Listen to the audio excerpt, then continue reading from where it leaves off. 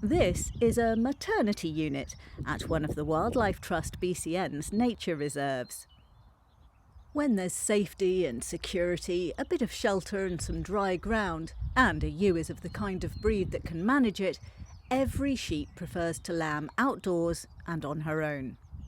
The wild ancestors of sheep, of course, had their lambs outside, and our traditional and heritage breeds, like Manx and Hebridean, have enough of those genes in them to give birth without assistance.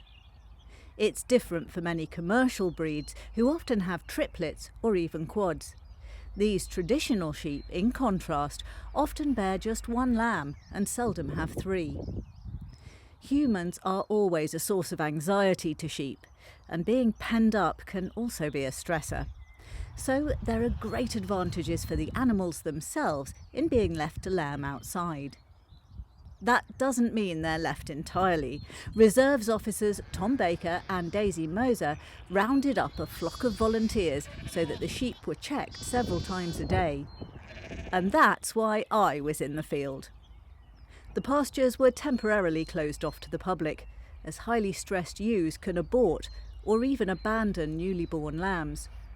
We volunteers kept our distance and simply made sure all were present and correct.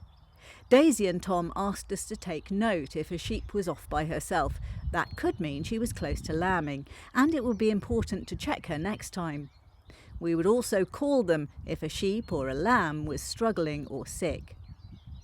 I saw one sheep with a lamb so new that the ewe was still shedding afterbirth.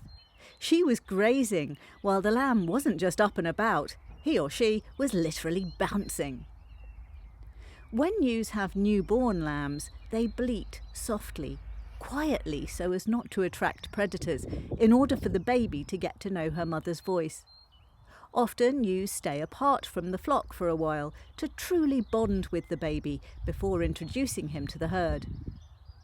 Later, ewes can take turns babysitting. And then the lambs find plenty of ways to entertain themselves.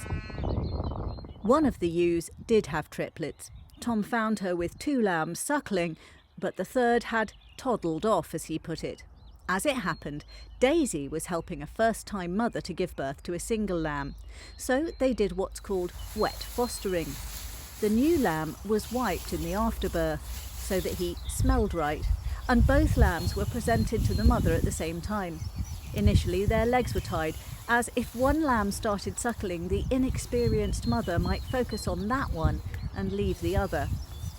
This ewe hadn't been sure about the newcomer at first, but she started to like him and carefully licked both lambs. This removes the afterbirth so the coat can fluff up and provide insulation. Such a generous new mother. She'd soon accepted both babies. Very good on her. Daisy and Tom explained some of the benefits of having a good dog, like these girls. If a ewe isn't sure about her lamb, the presence of the dog can trigger a desire to defend the little one and jumpstart the bonding process. The dogs also encourage ewes and lambs to find each other so that Daisy and Tom can check that each ewe has her young and each lamb has her mother. This maternity reserve was also hosting 3 Highland cattle. All 3 successfully had their calves. This one, here lowing gently to her son, was 9 years old, and this was her first calf, an impressive achievement and a rewarding one for the cow. It was a magical experience for those of us who volunteered, and great to know that we were helping the Wildlife Trust BCN in 2 important projects: maintaining flocks for conservation grazing and supporting the heritage breeds. Most of all, it was wonderful to watch the lambs.